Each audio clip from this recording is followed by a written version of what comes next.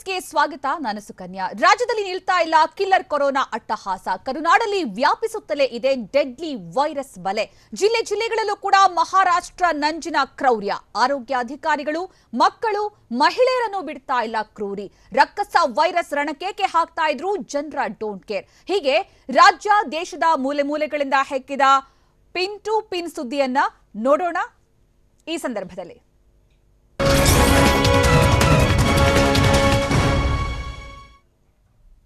ಇನ್ನು ಬೆಂಗಳೂರಲ್ಲಿ ಖಾಕಿಗೆ ಭೀತಿ ಹುಟ್ಟಿಸಿದ ಸೋಂಕಿತ ಆರೋಪಿ. 3 ದಿನಕ್ಕೆ ಕೊರೋನಾ ಪೇಷಂಟ್ ಡಿಸ್ಚಾರ್ಜ್. ಪರೀಕ್ಷಾ ವರದಿ ಬರೋ ಮುನ್ನವೇ ಕ್ವಾರಂಟೈನ್ಗಳು ಮನೆಗೆ. ಮಂಡ್ಯ ದಾವಣಗೆರೆಗೂ ಕೂಡ ಕೊರೋನಾ ಕಂಟಕ. ಇವೆಲ್ಲವನ್ನ ನೋಡೋಣ ಕೊರೋನಾ ಹಾಟ್ಸ್ಪಾಟ್ ಎಕ್ಸ್‌ಪ್ರೆಸ್‌ನಲ್ಲಿ.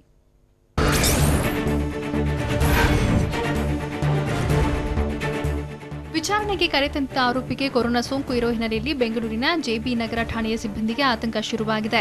5 ದಿನಗಳ ಹಿಂದೆ ಆರೋಪಿಯನ್ನ ಪೊಲೀಸರು ಬಂಧಿಸಿದ್ರು. ಕೊರಿಯರ್ ಬಾಯ್ ಆಗಿ ಕೆಲಸ ಮಾಡುತ್ತಿದ್ದವನನ್ನ ಲೈಂಗಿಕ ಕಿರುಕುಳ ಸಂಬಂಧ ಬಂಧಿಸಲಾಗಿತ್ತು. ಬಳಿಕ 3 ದಿನಗಳ ಹಿಂದೆ ಆರೋಪಿಗೆ ಕೋವಿಡ್ ಟೆಸ್ಟ್ ಮಾಡಲಾಗಿತ್ತು.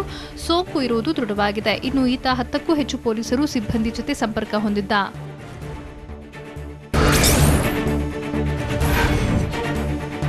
ಅಡ್ಮಿಟ್ ಆದ 3 ದಿನಕ್ಕೆ ಸೋಂಕಿತರನ್ನ ಡಿಸ್ಚಾರ್ಜ್ ಮಾಡುವ ಮೂಲಕ ವಿಕ್ಟೋರಿಯಾ ಆಸ್ಪತ್ರೆ ಎಡವಟ್ಟು ಮಾಡಿದೆ. ಕೊಪ್ಪಳ ಮೂಲದ 51 ವರ್ಷದ ವ್ಯಕ್ತಿಗೆ ಮೇ 29ರಂದು ನಡೆಸಿದ ಸ್ವಾಬ್ ಟೆಸ್ಟ್ನಲ್ಲಿ ಕೊರೋನಾ ಸೋಂಕು ಇರುವುದು ದೃಢವಾಗಿತ್ತು. ಮೇ 31ರಂದು ಸೋಂಕಿತ ವ್ಯಕ್ತಿ ವಿಕ್ಟೋರಿಯಾ ಆಸ್ಪತ್ರೆಗೆ ದಾಖಲಾಗಿದ್ದರು. ಬಳಿಕ 2 ದಿನಕ್ಕೆ ಕೊರೋನಾ ಟೆಸ್ಟ್ ನೆಗೆಟಿವ್ ಅಂತ ವರದಿ ಬಂದಿದೆ. ನೆಗೆಟಿವ್ ರಿಪೋರ್ಟ್ ಬಂದ ಹಿನ್ನೆಲೆಯಲ್ಲಿ ತಕ್ಷಣವೇ ಆಸ್ಪತ್ರೆಯಿಂದ ಡಿಸ್ಚಾರ್ಜ್ ಮಾಡಲಾಗಿದೆ.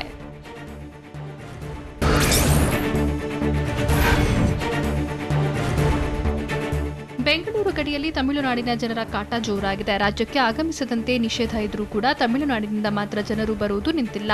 ಜೊತೆಗೆ ಅಕ್ರಮವಾಗಿ ರಾಜ್ಯಕ್ಕೆ ಬರೋರನ್ನ ತಡೆದರೆ ಪೊಲೀಸರ ಜೊತೆಗೆ ವಾಗ್ವಾದ ನಡೆಸುತ್ತಾರೆ. ಬೆಂಗಳೂರು ನಗರ ಜಿಲ್ಲೆ ಆನೇಕಲ್ ತಾಲೂಕಿನ ಅತ್ತಿಬೆಲೆಯ ಗಡಿಯಲ್ಲಿರುವ ಚೆಕ್ಪೋಸ್ಟ್ನಲ್ಲಿ ಪೊಲೀಸರ ಜೊತೆ ವಾಹನ ಸವಾರರು ವಾಗ್ವಾದ ನಡೆಸಿದರು.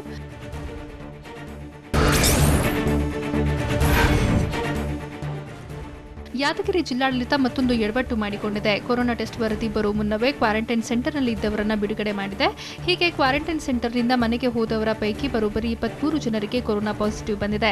ಅಲಿಪುರ ತಾಂಡ ಹಾಗೂ ಕಂಚಗಾರಹಳ್ಳಿ ತಾಂಡದ 23 ಜನರಲ್ಲಿ ಕೊರೋನಾ ಸೋಂಕು ಇರುವುದು ದೃಢವಾಗಿದೆ. ಇವರನ್ನ ಜಿಲ್ಲಾಡಳಿತ ಹೋಮ್ ಕ್ವಾರಂಟೈನ್ಗೆ ಸೂಚಿಸಿ ಮನೆಗೆ ಕಳಿಸಿತ್ತು. ಆದರೆ ಅವರು ಊರಲ್ಲಿ ಎಲ್ಲೆಂದರಲ್ಲಿ ಓಡಾಡಿದ್ದಾರೆ.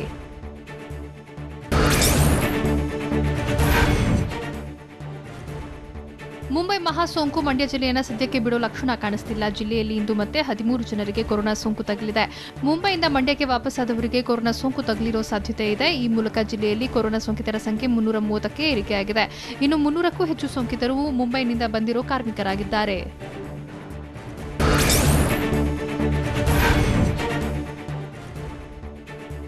ದಾವಣಗೆರೆ ಜಿಲ್ಲೆಯಲ್ಲಿ ಇಂದು ಒಬ್ಬರಿಗೆ ಕೊರೋನಾ ಸೋಂಕು ತಗುಲಿದೆ. ಜಾಲಿನಗರ ಕಂಟೈನ್ಮೆಂಟ್ ಝೋನ್ ನಿವಾಸಿಯಾಗಿರುವ ವ್ಯಕ್ತಿಗೆ ಕೊರೋನಾ ಸೋಂಕು ಕಾಣಿಸಿಕೊಂಡಿದೆ. ಇನ್ನು ದಾವಣಗೆರೆಯಲ್ಲಿ 468 ಜನರ ಗಂಟಲು ದ್ರವ ಪರೀಕ್ಷೆ ವರದಿ ಇನ್ನೂ ಬರಬೇಕಿದೆ. ಸದ್ಯ ದಾವಣಗೆರೆಯಲ್ಲಿ 179 ಕೊರೋನಾ ಸೋಂಕಿತರಿದ್ದಾರೆ.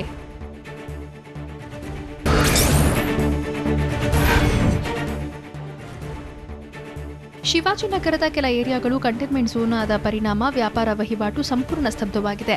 ಚಾಂದಿನಿ ಚೌಕ್ ಸೀಲ್ಡೌನ್ ಆದ ಹಿನ್ನೆಲೆಯಲ್ಲಿ ಸುತ್ತಮುತ್ತಲ ಪ್ರದೇಶಗಳಿಗೂ ಸಂಚಾರ ನಿರ್ಬಂಧಿಸಲಾಗಿದೆ. ಹೀಗಾಗಿ ಪ್ರಮುಖ ಮಾರುಕಟ್ಟೆಯಾದ ರೆಸಲ್ ಮಾರ್ಕೆಟ್ನ ಎಲ್ಲ ಅಂಗಡಿಗಳು ಬಂದ್ ಆಗಿವೆ. ಸೀಲ್ಡೌನ್ ಆದ ಪ್ರದೇಶ ಬಿಟ್ಟು ಬೇರೆ ಏರಿಯಾಗಳಲ್ಲೂ ಜನರ ಸಂಚಾರ ಕಡಿಮೆ ಇದೆ.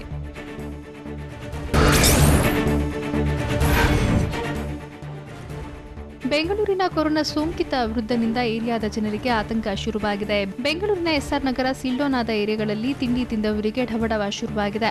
ಇನ್ನು ಸೋಂಕಿತ ವೃದ್ಧ ಕಬ್ಬನ್ಪೇಟೆಯ ಸೀರೆ ಫ್ಯಾಕ್ಟರಿಗೂ ಭೇಟಿ ನೀಡಿದ್ದ ಅಂತ ಹೇಳಲಾಗಿದೆ. ಅಲ್ಲದೆ ಅನಾರೋಗ್ಯ ಆದಾಗ ಖಾಸಗಿ ಆಸ್ಪತ್ರೆಯಲ್ಲಿ ಚಿಕಿತ್ಸೆ ಕೂಡ ಪಡೆದಿದ್ದ. ಇನ್ನು ವೃದ್ಧನ ಸಂಪರ್ಕದಲ್ಲಿದ್ದ 10 ಜನರನ್ನ ಕ್ವಾರಂಟೈನ್ ಮಾಡಲಾಗಿದೆ. 8ನೇ ಕ್ರಾಸ್ ಸಂಪೂರ್ಣ ಸೀಲ್ಡೌನ್ ಮಾಡಲಾಗಿದೆ.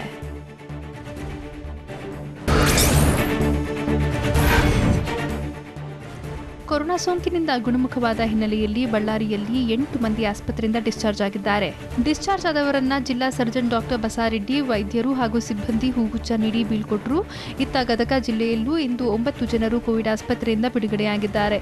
8 ವರ್ಷದ ಬಾಲಕಿ ಹಾಗೂ 62 ವರ್ಷದ ವ್ಯಕ್ತಿ ಸೇರಿದಂತೆ 9 ಜನರು ಗದಗ ಕೋವಿಡ್ ಆಸ್ಪತ್ರೆಯಿಂದ ಡಿಸ್ಚಾರ್ಜ್ ಆಗಿದ್ದಾರೆ ಅಂತ ಜಿಮ್ಸ್ ನಿರ್ದೇಶಕ ಡಾಕ್ಟರ್ ಪಿಎಸ್ ಬಸಾರೆಡ್ಡಿ ಮಾಹಿತಿ ನೀಡಿದ್ದಾರೆ.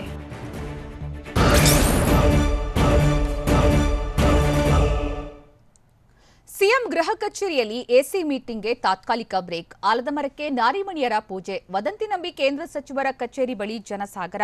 ಮೈಸೂರಲ್ಲಿ ಮಾಲ್ ತೆರೆಯೋದಕ್ಕೆ ಭರದ ಸಿದ್ಧತೆ. ಮೂಲ ಸೌಕರ್ಯಗಳಿಲ್ಲದೆ ಕ್ವಾರಂಟೈನ್ಗಳು ಕಂಗಾಲು. ಬಿತ್ತನೆ ಬೀಜಕ್ಕೆ ಮುಗಿಬಿದ್ದ ರೈತರು. ಇದೆಲ್ಲವನ್ನ ನೋಡೋಣ ಸ್ಟೇಟ್ ಕೊರೋನಾ ಎಕ್ಸ್‌ಪ್ರೆಸ್‌ನಲ್ಲಿ.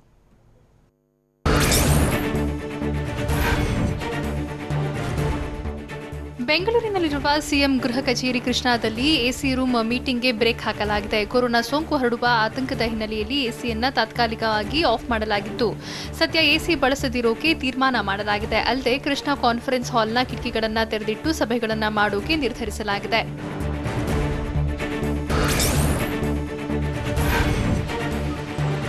ಕೊರೋನಾ ಹರಡುವ ಭೀತಿ ಇದ್ರೂ ಬೆಳಗಾವಿಯಲ್ಲಿ ಮಹಿಳೆಯರು ಪೂಜೆಯಲ್ಲಿ ಬ್ಯುಸಿಯಾಗಿದ್ದ ಘಟನೆ ನಡೆದಿದೆ. ಬೆಳಗಾವಿಯ ಸಂಗೊಳ್ಳಿ ರಾಯಣ್ಣ ವೃತ್ತದಲ್ಲಿರುವ ಮಾರುತಿ ಮಂದಿರದಲ್ಲಿ ಸೇರಿದ ಮಹಿಳೆಯರು ವಟಸಾವಿತ್ರಿ ವ್ರತ ಹಿನ್ನೆಲೆಯಲ್ಲಿ ಆಲದ ಮರಕ್ಕೆ ವಿಶೇಷ ಪೂಜೆ ಸಲ್ಲಿಸಿದ್ರು. ಮರಕ್ಕೆ ದಾರ ಸುತ್ತಿ ಪೂಜೆ ಸಲ್ಲಿಸಿದ್ರು. ಈ ವೇಳೆ ಸಾಮಾಜಿಕ ಅಂತರವೂ ಇರಲಿಲ್ಲ. ಮಾಸ್ಕ್ ಅನ್ನು ಹಾಕದೆ ನಿರ್ಲಕ್ಷ್ಯ ತೋರಿಸಿದ್ರು.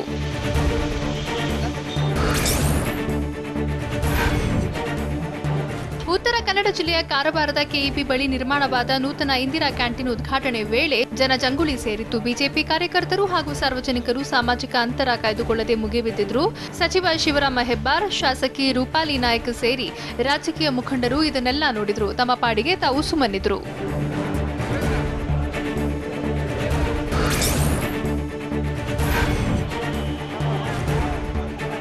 ಕೇಂದ್ರ ಸಚಿವ ಸುರೇಶ್ ಅಂಗಡಿ ಕಚೇರಿ ಬಳಿ ಜನರ ದಂಡೆ ನೆರೆದಿತ್ತು. ಬೆಳಗಾವಿ ಚೆನ್ನಮ್ಮ ವೃತ್ತದ ಬಳಿ ಇರುವ ಸಚಿವರ ಕಚೇರಿ ಬಳಿ ಜನಜಂಗುಳಿ ಸೇರಿತ್ತು. 5,000 ಪಡಿತರ ಕಿಟ್ ಬಂದಿದೆ ಎಂಬ ವದಂತಿ ನಂಬಿ ಜನರು ಜಮಾಯಿಸಿದ್ದು, ಸಾಮಾಜಿಕ ಅಂತರ ಮರೆತು ಕಿಟ್ಗಾಗಿ ಮುಗಿಬಿದ್ದಿದ್ರು. ಸ್ಥಳಕ್ಕೆ ಬಂದ ಪೊಲೀಸರು ಕಿಟ್ಗಾಗಿ ಬಂದವರನ್ನ ವಾಪಸ್ ಕಳಿಸಿದ್ರು.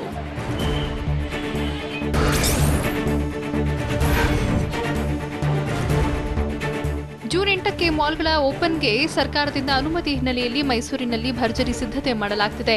ಎಂಜಿ ರಸ್ತೆಯಲ್ಲಿರೋ ಮಾಲ್ ಆಫ್ ಮೈಸೂರಿನಲ್ಲಿ ಸಿಬ್ಬಂದಿ ಸಿದ್ಧತೆ ನಡೆಸಿದ್ದು, ಮಾಲ್ನಲ್ಲಿರುವ ಮಳಿಗೆ ತೆರೆದು ಸ್ವಚ್ಛತೆ ಮಾಡುತ್ತಿದ್ದಾರೆ. ಸಾಮಾಜಿಕ ಅಂತರದ ಮಾರ್ಕಿಂಗ್ ವ್ಯವಸ್ಥೆ ಮಾಡಿದ್ದು, ಮಾಲ್ ತೆರೆಯೋಕೆ ಸಿಬ್ಬಂದಿ ತುದಿಗಾಲಲ್ಲಿ ನಿಂತಿದ್ದಾರೆ.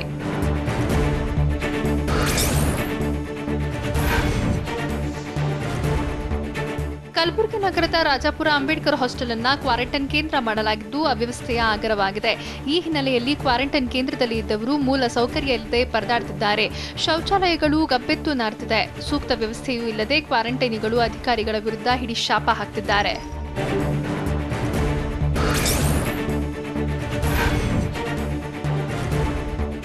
ದಿನೇ ದಿನೇ ಕೊರೋನಾ ಅಟ್ಟಹಾಸ ಹೆಚ್ಚಾಗ್ತಿರುವ ಹಿನ್ನೆಲೆಯಲ್ಲಿ ಸರ್ಕಾರ ಮತ್ತೊಂದು ಲ್ಯಾಬ್ ಓಪನ್ ಮಾಡಿದೆ. ಕೊಪ್ಪಳ ಹೊರವಲಯದ ಕಿಮ್ಸ್ ಆಸ್ಪತ್ರೆಯಲ್ಲಿ ಕೋವಿಡ್-19 ಟೆಸ್ಟ್ ಲ್ಯಾಬ್ ಆರಂಭವಾಗಿದ್ದು, ಜಿಲ್ಲಾ ಉಸ್ತುವಾರಿ ಸಚಿವ ಬಿಸಿ ಪಾಟೀಲ್ ಚಾಲನೆ ನೀಡಿದ್ರು. ಈ ಭಾಗದ ಜನರಿಂದ ಸಂಗ್ರಹಿಸುವ ರಕ್ತದ ಮಾದರಿ ಮತ್ತು ಗಂಟಲು ಪರೀಕ್ಷೆ ಮಾಡೋಕೆ ಅನುಕೂಲ ಆಗಲಿದೆ. ಇಷ್ಟು ದಿನ ಬಳ್ಳಾರಿ ವಿಮ್ಸ್ಗೆ ಸ್ಯಾಂಪಲ್ ಕಳಿಸಲಾಗ್ತಿತ್ತು.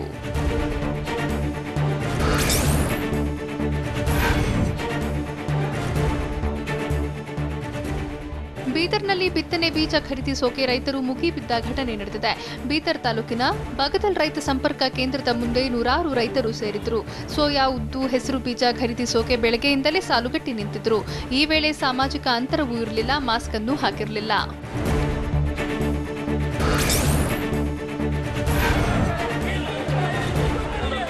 ಲಾಕ್ಡೌನ್ ನಡುವೆಯೂ ಮೈಸೂರಿನಲ್ಲಿ ರೈತರು ಧರಣಿ ನಡೆಸಿದ್ರು. ವಿದ್ಯುತ್ ಕಾಯ್ದೆಗೆ ತಿದ್ದುಪಡಿ ವಿರೋಧಿಸಿ ಗನ್ ಹೌಸ್ನಿಂದ ಜಿಲ್ಲಾಧಿಕಾರಿ ಕಚೇರಿವರೆಗೆ ರೈತರು ಮೆರವಣಿಗೆ ನಡೆಸಿದ್ರು. ಬಳಿಕ ಜಿಲ್ಲಾಧಿಕಾರಿ ಕಚೇರಿ ಮುಂದೆ ಕುಳಿತು ಪ್ರತಿಭಟನೆ ನಡೆಸಿ ವಿವಿಧ ಬೇಡಿಕೆ ಈಡೇರಿಸಬೇಕು ಅಂತ ಆಗ್ರಹಿಸಿದ್ರು. ಈ ವೇಳೆ ಕಬ್ಬು ಬೆಳೆಗಾರರ ಸಂಘದ ರಾಜ್ಯಾಧ್ಯಕ್ಷ ಕುರುಪೂರು ಶಾಂತಕುಮಾರ್ ಭಾಗಿಯಾಗಿದ್ರು.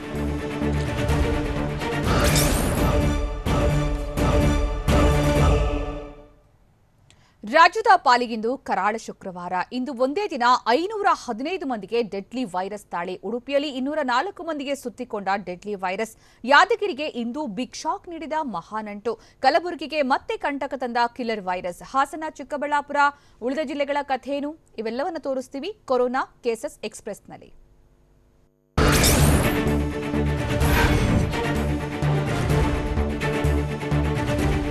ರಾಜ್ಯದ ಪಾಲಿಗೆ ಇಂದು ಕರಾಳ ಶುಕ್ರವಾರ. 51 ದಿನ 515 ಪಾಸಿಟಿವ್ ಕೇಸ್ಗಳು ಪತ್ತೆಯಾಗಿದ್ದು, ಇದು ಈ ಹಿಂದಿನ ದಾಖಲೆ ಮೀರಿಸಿದೆ. ಉಡುಪಿ ಜಿಲ್ಲೆಯಲ್ಲಿ 204, ಯಾದಗಿರಿಯಲ್ಲಿ 74 ಪಾಸಿಟಿವ್ ಕೇಸ್ಗಳು ಬಂದಿವೆ. ಅಲ್ಲದೆ ಕಲಬುರಗಿ 42, ಬೀದರ್ 39 ಕೇಸ್ಗಳು, ವಿಜಯಪುರ 53, ಬೆಂಗಳೂರು ನಗರದಲ್ಲಿ 10 ಪಾಸಿಟಿವ್ ಕೇಸ್ಗಳು ಪತ್ತೆಯಾಗಿದೆ.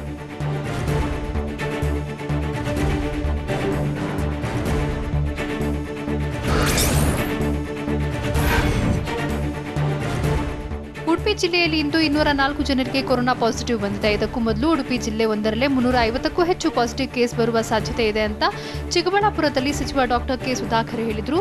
ಮಹಾರಾಷ್ಟ್ರದಿಂದ ಬಂದವರಿಂದಲೇ ಸೋಂಕು ಹೆಚ್ಚಾಗ್ತಿದೆ. ಹೀಗಾಗಿ ಉಡುಪಿ ಜಿಲ್ಲೆಯಲ್ಲಿ ಕಟ್ಟುನಿಟ್ಟಿನ ಕ್ರಮಕ್ಕೆ ಸೂಚನೆ ನೀಡಿದ್ದೇವೆ. ಮುಂಬೈಯಿಂದ ಬಂದವರಿಗೆ ಕಡ್ಡಾಯ ಹೋಮ್ ಕ್ವಾರಂಟೈನ್ಗೆ ಆದೇಶಿಸಲಾಗಿದೆ ಅಂತ ಹೇಳಿದರು.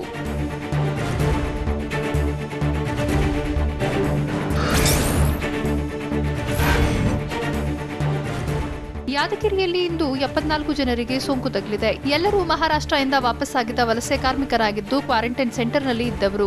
ಕ್ವಾರಂಟೈನ್ ಸೆಂಟರ್ನಲ್ಲಿ ಇದ್ದವರ ಗಂಟಲು ದ್ರವ ಪರೀಕ್ಷೆ ಮಾಡಿದಾಗ ಕೊರೋನಾ ಸೋಂಕು ಇರುವುದು ದೃಢವಾಗಿದೆ. ಇನ್ನು ಯಾದಗಿರಿ ಜಿಲ್ಲೆಯಲ್ಲಿ ಇದುವರೆಗೂ ಕ್ವಾರಂಟೈನ್ ಸೆಂಟರ್ನಲ್ಲಿ ಇದ್ದವರಲ್ಲಿ ಕೊರೋನಾ ಸೋಂಕು ಕಾಣಿಸಿಕೊಂಡಿದೆ.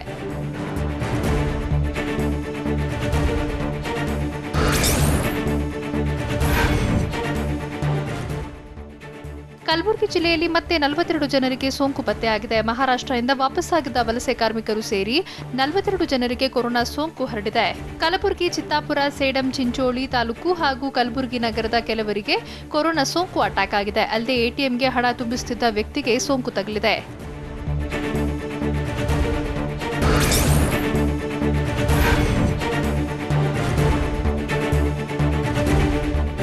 ಯಾದಗಿರಿಯಲ್ಲಿ ಪೊಲೀಸ್ ಸಿಬ್ಬಂದಿಗೂ ಕೊರೋನಾ ಸೋಂಕು ತಗುಲಿದೆ. ಶಹಾಪುರ ಠಾಣೆಯ ಪೊಲೀಸ್ ಕಾನ್ಸ್ಟೇಬಲ್ಗೆ ಕೊರೋನಾ ಸೋಂಕು ತಗುಲಿದೆ.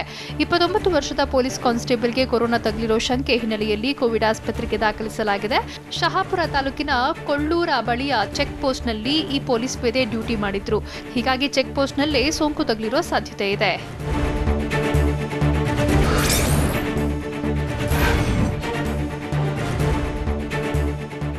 ಕೋಲಾರ ಜಿಲ್ಲೆಯಲ್ಲಿ ಮತ್ತೊಬ್ಬರಿಗೆ ಕೊರೋನಾ ಸೋಂಕು ಇರುವುದು ದೃಢವಾಗಿದೆ. ಈ ಬಗ್ಗೆ ಟಿವಿ9ಗೆ ಡಿಎಚ್ಒ ಡಾಕ್ಟರ್ ವಿಜಯ್ ಕುಮಾರ್ ಮಾಹಿತಿ ನೀಡಿದ್ದಾರೆ. ಎಪಿಎಂಸಿ ಮಾರುಕಟ್ಟೆಯಲ್ಲಿ ಕಂಪ್ಯೂಟರ್ ಆಪರೇಟರ್ ಆಗಿ ಕೆಲಸ ಮಾಡುತ್ತಿದ್ದ 25 ವರ್ಷದ ಯುವಕನಿಗೆ ಕೊರೋನಾ ಸೋಂಕು ತಗುಲಿದೆ. ಈತ ಕೋಲಾರ ತಾಲೂಕಿನ ಕುಂಬಾರಹಳ್ಳಿಯ ನಿವಾಸಿಯಾಗಿದ್ದಾನೆ.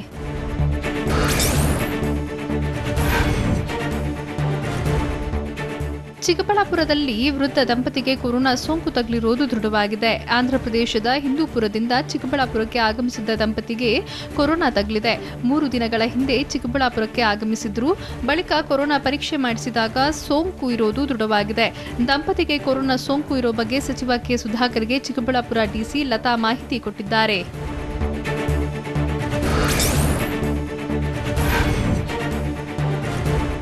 ಬೆಂಗಳೂರಿನಲ್ಲಿ ಇಂದು 10 ಜನರಿಗೆ ಕೊರೋನಾ ಸೋಂಕು ದಾಳಿ ಮಾಡಿದೆ. ಕಮಾಂಡೋ ಆಸ್ಪತ್ರೆಯಲ್ಲಿದ್ದ ಮಗುವಿಗೂ ಸೋಂಕು ತಗುಲಿದೆ.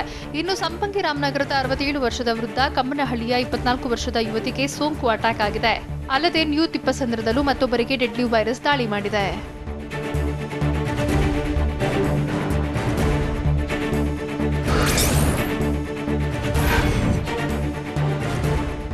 ಹಾಸನ ಜಿಲ್ಲೆಯಲ್ಲಿ ಇಂದು 3 ಕೊರೋನಾ ಸೋಂಕು ವಕ್ಕರಿಸಿದೆ. ಚನ್ನರಾಯಪಟ್ಟಣ ತಾಲೂಕಿನ 3ರಲ್ಲಿ ಸೋಂಕು ಕಾಣಿಸಿಕೊಂಡಿದೆ.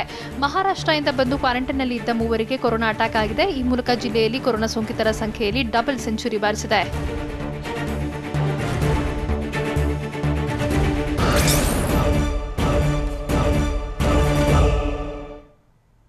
ಪಾನ್ ಜೊತೆಗೆ ಬಂದು ವೃದ್ಧನ ಕತ್ತು ಬಿಗೀತ ಕ್ರೂರಿ. ಬೆಂಗಳೂರಿಗೆ ಬಂತು ಮತ್ತೊಂದು ಕೊರೋನಾ ಎಕ್ಸ್ಪ್ರೆಸ್. ಮಹಾರಾಷ್ಟ್ರದಿಂದ ಬಂದವರಿಗೆ 21 ದಿನ ಕ್ವಾರಂಟೈನ್ ಫಿಕ್ಸ್. ಸ್ಟೂಡೆಂಟ್ಸ್ಗೆ ಶಾಕ್ ಕೊಟ್ಟ ಖಾಸಗಿ ಕಾಲೇಜು. ಇದೆಲ್ಲವನ್ನ ನೋಡೋಣ ಕೊರೋನಾ ಬೆಂಗಳೂರು ಎಕ್ಸ್ಪ್ರೆಸ್ನಲ್ಲಿ. ಕೊರೋನಾ ಕೇಸ್ಗಳೇ ಇಲ್ಲದ ಕಬ್ಬನ್ಪೇಟೆಗೆ ಹೋಗ್ತಿದ್ದ ವೃದ್ಧನಿಗೆ ಸೋಂಕು ತಗುಲಿರುವುದು ನಗರದಲ್ಲಿ ಆತಂಕ ಸೃಷ್ಟಿಸಿದೆ. ಬೆಂಗಳೂರಿನ ಸಂಪಂಗಿ ರಾಮನಗರದ ವೃದ್ಧನಿಗೆ ಕೊರೋನಾ ಸೋಂಕು ತಗುಲಿದ್ದು ಹೇಗೆ ಅನ್ನುವುದೇ ನಿಗೂಢವಾಗಿದೆ. ಕೊರೋನಾ ಕೇಸ್ಗಳಿಲ್ಲದ ಕಬ್ಬನ್ಪೇಟೆಗೆ ಹೋಗಿ ವೃದ್ಧ ಅಲ್ಲಿ ಪಾನ್ ತಿಂದಿದ್ದಂತೆ. ಹೀಗಾಗಿ ವೃದ್ಧ ವಾಸಿಸುತ್ತಿರುವ ಎಸ್ಆರ್ ನಗರದ 8ನೇ ಕ್ರಾಸ್ ಸೀಲ್ ಡೌನ್ ಮಾಡಲಾಗಿದ್ದು ಸ್ಥಳೀಯರಲ್ಲಿ ಆತಂಕ ಶುರುವಾಗಿದೆ. ರಾಜ್ಯ ಸರ್ಕಾರದ ಕ್ವಾರಂಟೈನ್ ಅವಧಿ ಹೆಚ್ಚಳ ಮಾಡಿ ಸರ್ಕಾರ ಹೊಸ ನಿಯಮ ಜಾರಿ ಮಾಡಿದೆ. ಇಂದು ಬೆಳಗ್ಗೆ 8:30ಕ್ಕೆ ಮುಂಬೈನಿಂದ ಟ್ರೈನ್ನಲ್ಲಿ ಬಂದವರಿಗೆ 21 ದಿನ ಕ್ವಾರಂಟೈನ್ಗೆ ಸೂಚಿಸುವ ಸಾಧ್ಯತೆ ಇದೆ. ಹೊಸ ಕ್ವಾರಂಟೈನ್ ನಿಯಮವನ್ನು ಸರ್ಕಾರ ನಿನ್ನೆ ರಾತ್ರಿ ಜಾರಿಗೊಳಿಸಿದೆ. ಹೊಸ ನಿಯಮದ ಪ್ರಕಾರ ಮುಂಬೈನಿಂದ ಬರುವವರು 7 ದಿನ ಹೋಟೆಲ್ ಕ್ವಾರಂಟೈನ್ ಹಾಗೂ 14 ದಿನಗಳ ಕಾಲ ಹೋಮ್ ಕ್ವಾರಂಟೈನ್ನಲ್ಲಿ ಇರಬೇಕು. ಹೀಗೆ 21 ದಿನಗಳ ಕಾಲ ಕ್ವಾರಂಟೈನ್ ಅವಧಿಯನ್ನು ಪೂರೈಸಬೇಕಿದೆ. ಮುಂಬೈನಿಂದ ಬೆಂಗಳೂರಿಗೆ ಉದ್ಯಾನ ಎಕ್ಸ್ಪ್ರೆಸ್ ಮೂಲಕ 106 ಕಾರ್ಮಿಕರು ಆಗಮಿಸಿದ್ರು. ಕ್ರಾಂತಿವೀರ ಸಂಗೊಳ್ಳಿ ರಾಯಣ್ಣ ರೈಲ್ವೆ ನಿಲ್ದಾಣಕ್ಕೆ ಬಂದಿಳಿದ ಎಲ್ಲಾ ಪ್ರಯಾಣಿಕರ ಆರೋಗ್ಯ ತಪಾಸಣೆ ನಡೆಸಲಾಯಿತು. ಹೆಲ್ತ್ ಚೆಕ್ ಬಳಿಕ ಕಾರ್ಮಿಕರನ್ನ ಕ್ವಾರಂಟೈನ್ಗೆ ಶಿಫ್ಟ್ ಮಾಡಲಾಯಿತು. ಬಿಎಂಟಿಸಿ ಬಸ್ ಮೂಲಕ ಕಾರ್ಮಿಕರನ್ನ ಕ್ವಾರಂಟೈನ್ ಸೆಂಟರ್ಗಳಿಗೆ ರವಾನಿಸಲಾಯಿತು.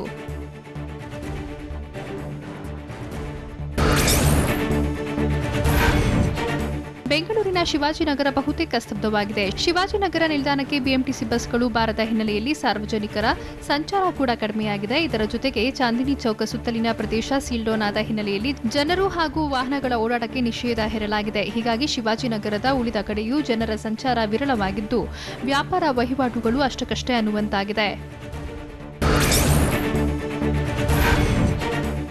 ಬೆಂಗಳೂರಿನ ಪಾದರಾಯನಪುರದಲ್ಲಿ ಕಂಟೈನ್ಮೆಂಟ್ ಝೋನ್ ವ್ಯಾಪ್ತಿ ಕಡಿತ ಮಾಡಲಾಗಿದೆ. ಕೊರೋನಾ ಸೋಂಕಿತರಿಲ್ಲದ ಪ್ರದೇಶವನ್ನು ಕಂಟೈನ್ಮೆಂಟ್ ಝೋನ್ನಿಂದ ಮುಕ್ತಿಗೊಳಿಸಬೇಕಿದೆ. ಸೋಂಕಿತರಿಲ್ಲದ ಭಾಗದಲ್ಲಿ ರಸ್ತೆಗೆ ಅಳವಡಿಸಿದ್ದ ಬ್ಯಾರಿಕೇಡ್ ತೆರವು ಮಾಡಲಾಯಿತು.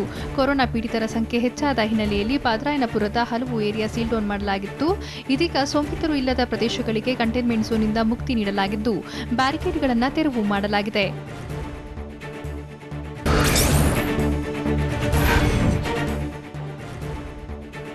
ಬೆಂಗಳೂರಿನ ಪಾದರಾಯನಪುರದಲ್ಲಿ ಗಲಾಟೆ ವೇಳೆ ಮೊಬೈಲ್ನಲ್ಲಿ ವಿಡಿಯೋ ಮಾಡಿದ್ದವರಿಗೆ ಆರೋಪಿಗಳು ಧಮಕಿ ಹಾಕಿದ್ದಾರಂತೆ. ಕೊರೋನಾ ವಾರಿಯರ್ಸ್ ಮೇಲೆ ಪುಂಡರು ದಾಳಿ ನಡೆಸುವ ವೇಳೆ ಸ್ಥಳೀಯರು ತಮ್ಮ ಮೊಬೈಲ್ನಲ್ಲಿ ಚಿತ್ರೀಕರಣ ಮಾಡಿದ್ರು. ಇದೀಗ ಜೈಲಿನಿಂದ ಬಿಡುಗಡೆಯಾದ ಆರೋಪಿಗಳು ಚಿತ್ರೀಕರಣ ಮಾಡಿದವರಿಗೆ ಬೆದರಿಕೆ ಹಾಕ್ತಿದ್ದಾರಂತೆ. ನೀವು ವಿಡಿಯೋ ಮಾಡದಿದ್ರೆ ಯಾರಿಗೂ ಗೊತ್ತಾಗ್ತಿರಲಿಲ್ಲ, ನಿಮ್ಮಿಂದಲೇ ನಾವು ಜೈಲಿಗೆ ಹೋಗಬೇಕಾಯ್ತು ಅಂತ ಆರೋಪಿಗಳು ವಾರ್ನ್ ಮಾಡ್ತಿದ್ದಾರಂತೆ.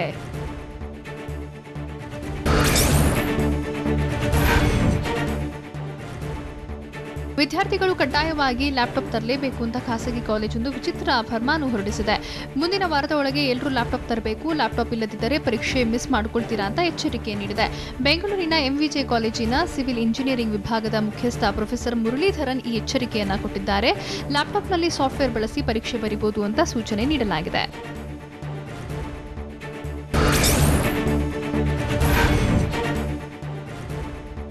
ಖಾಸಗಿ ಶಾಲೆಯ ಬೋಧಕ ಹಾಗೂ ಬೋಧಕೇತರ ಸಿಬ್ಬಂದಿಗೆ ಪರಿಹಾರ ನೀಡುವಂತೆ ಎಂಎಲ್ಸಿ ಮರಿತಿಬ್ಬೇಗೌಡ ಸಿಎಂಗೆ ಮನವಿ ಮಾಡಿದ್ದಾರೆ. ಸಿಎಂ ಬಿಎಸ್ವೈಗೆ ಪತ್ರ ಬರೆದ ಎಂಎಲ್ಸಿ ಮರಿತಿಬ್ಬೇಗೌಡ ಕೊರೋನಾದಿಂದ ಸಂಕಷ್ಟದಲ್ಲಿರುವ ಶಾಲೆಯ ಸಿಬ್ಬಂದಿಗೆ 25,000 ರೂಪಾಯಿ ಪರಿಹಾರ ನೀಡುವಂತೆ ಮನವಿ ಮಾಡಿದ್ರು. ಆದರೆ ಇದುವರೆಗೂ ಸಿಎಂ ಕಡೆಯಿಂದ ಯಾವುದೇ ಪ್ರತಿಕ್ರಿಯೆ ಬಂದಿಲ್ಲ. ಹೀಗಾಗಿ ಮತ್ತೊಮ್ಮೆ ಪತ್ರದ ಮೂಲಕ ಪರಿಹಾರ ಒದಗಿಸುವಂತೆ ಮನವಿ ಮಾಡಿದ್ದಾರೆ.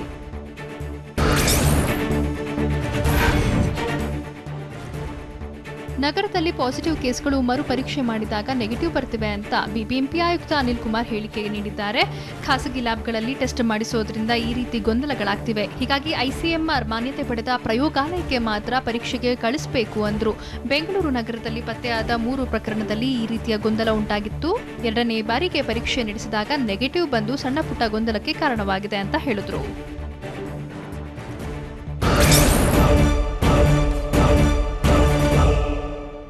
ದೇಶದಲ್ಲಿ ಚೀನಾ ಪಾಪದ ಕೂಸಿನ ಅಟ್ಟಹಾಸ.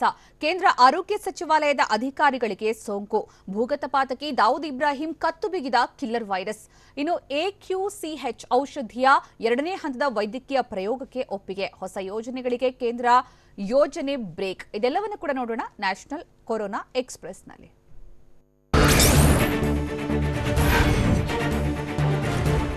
ದೇಶದಲ್ಲಿ ಕೊರೋನಾ ಸೋಂಕಿತರ ಸಂಖ್ಯೆ ದಿನದಿಂದ ದಿನಕ್ಕೆ ಏರ್ತಾನೆ ಇದೆ. ಕಳೆದ 24 ಗಂಟೆಗಳಲ್ಲಿ ದೇಶದಾದ್ಯಂತ ಬರೋಬ್ಬರಿ 9,851 ಜನರಿಗೆ ಸೋಂಕು ತಗುಲಿದೆ. ಇದರೊಂದಿಗೆ ಸೋಂಕಿತರ ಸಂಖ್ಯೆ 2,26,770ಕ್ಕೆ ಏರಿಕೆಯಾಗಿದೆ. ಇನ್ನು ಕಳೆದ 24 ಗಂಟೆಗಳಲ್ಲಿ ಅತಿ ಹೆಚ್ಚು ಸಾವು ಸಂಭವಿಸಿದ್ದು ಕೊರೋನಾ ಅಟ್ಟಹಾಸಕ್ಕೆ ಭಾರತದಲ್ಲಿ 273 ಜನ ಬಲಿಯಾಗಿದ್ದಾರೆ. ಮಹಾರಾಷ್ಟ್ರದಲ್ಲಿ ಅತಿ ಹೆಚ್ಚು ಅಂದರೆ 2,933 ಜನರಿಗೆ ವೈರಸ್ ಅಟ್ಯಾಕ್ ಆಗಿದೆ.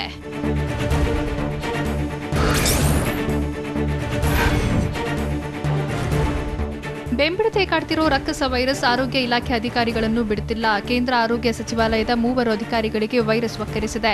ಹೀಗಾಗಿ ಕಚೇರಿಯಲ್ಲಿ ಕೆಲಸ ಮಾಡ್ತಿದ್ದ ಸಿಬ್ಬಂದಿ ಹಾಗೂ ಸೋಂಕು ತಗುಲಿದ ಮನೆಯಲ್ಲಿ ಭೀತಿ ಹೆಚ್ಚಾಗಿದೆ. ಸದ್ಯ ಸೋಂಕಿತ ಅಧಿಕಾರಿಗಳಿಗೆ ಕೋವಿಡ್ ಆಸ್ಪತ್ರೆಯಲ್ಲಿ ಚಿಕಿತ್ಸೆ ಕೊಡಲಾಗ್ತಿದೆ.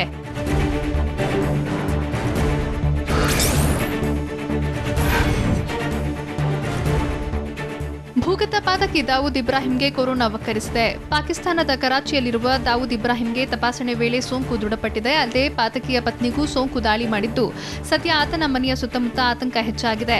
ಮುಂಜಾಗ್ರತಾ ಕ್ರಮವಾಗಿ ದಾವೂದ್ ಇಬ್ರಾಹಿಂ ಸೆಕ್ಯೂರಿಟಿ ಗಾರ್ಡ್ಗಳಿಗೆ ಕ್ವಾರಂಟೈನ್ ಮಾಡಲಾಗಿದೆ.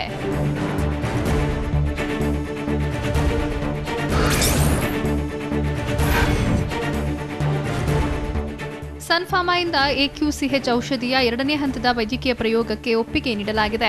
ಈಗಾಗಲೇ ಭಾರತದಲ್ಲಿ 12 ಸೆಂಟರ್ಗಳಲ್ಲಿ 210 ರೋಗಿಗಳಿಗೆ AQCH ಔಷಧಿ ನೀಡಿ ಪ್ರಯೋಗ ಮಾಡಲಾಗಿದ್ದು ಅಕ್ಟೋಬರ್ಗೆ ಫಲಿತಾಂಶ ಬರುವ ನಿರೀಕ್ಷೆ ಇದೆ. ಇಟಲಿಯಲ್ಲಿ ಈ ಔಷಧಿಯಿಂದ ಪರಿಣಾಮಕಾರಿ ಫಲಿತಾಂಶ ಬಂದಿದ್ದರಿಂದ ಇದರ ವೈದ್ಯಕೀಯ ಪ್ರಯೋಗ ನಡೆಸೋಕೆ DGCA ಒಪ್ಪಿಗೆ ನೀಡಿದೆ.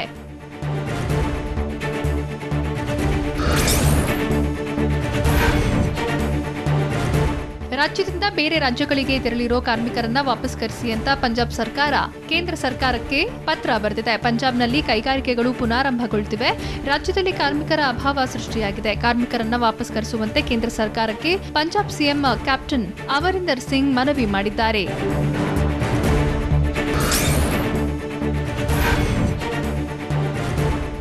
ದೇಶದ ಶಕ್ತಿ ಕೇಂದ್ರ ಸಂಸತ್ ಭವನಕ್ಕೂ ಕೊರೋನಾ ಮಹಾಮಾರಿ ಭೀತಿ ಎದುರಾಗಿದೆ. ಕೊರೋನಾ ಸೋಂಕು ಹರಡೋ ಭೀತಿ ಹಿನ್ನೆಲೆಯಲ್ಲಿ ಸಂಸದರ ಆಪ್ತ ಸಹಾಯಕರಿಗೆ ಪ್ರವೇಶ ನಿಷೇಧಿಸಲಾಗಿದೆ. ಮುಂದಿನ ಆದೇಶದವರೆಗೂ ಸಂಸದರ ಆಪ್ತ ಸಹಾಯಕರು ಪಾರ್ಲಿಮೆಂಟ್ಗೆ ಪ್ರವೇಶಿಸುವುದನ್ನು ಬ್ಯಾನ್ ಮಾಡಿ ಸಚಿವಾಲಯ ಆದೇಶ ಹೊರಡಿಸಿದೆ. ಸಂಸತ್ಗೂ ಕೊರೋನಾ ಹರಡೋ ಭೀತಿಯಲ್ಲಿ ಈ ನಿರ್ಧಾರ ಕೈಗೊಳ್ಳಲಾಗಿದೆ.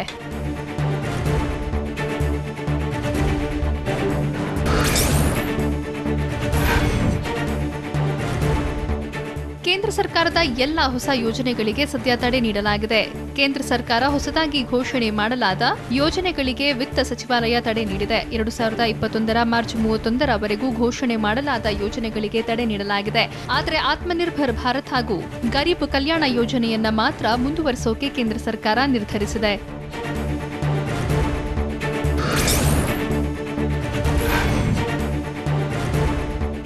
ದೆಹಲಿಯಲ್ಲಿ ಕೊರೋನಾ ಸೋಂಕು ಹೆಚ್ಚಳವಾಗ್ತಿರೋ ಹಿನ್ನೆಲೆಯಲ್ಲಿ ದೆಹಲಿ ನೋಯ್ಡಾ ಗಡಿಯಲ್ಲಿ ಪೊಲೀಸರು ತಪಾಸಣೆ ನಡೆಸುತ್ತಿದ್ದಾರೆ. ಪ್ರಯಾಣಿಕರ ವಿವರಗಳನ್ನು ಸಂಗ್ರಹಿಸುವ ಪೊಲೀಸರು ಅವರ ಆರೋಗ್ಯ ತಪಾಸಣೆ ನಡೆಸುತ್ತಿದ್ದಾರೆ. ಪೊಲೀಸ್ ತಪಾಸಣೆ ಹಿನ್ನೆಲೆಯಲ್ಲಿ ಗಡಿ ಭಾಗದ ಹೈವೇಯಲ್ಲಿ ಭಾರೀ ಟ್ರಾಫಿಕ್ ಜಾಮ್ ಉಂಟಾಗಿದೆ.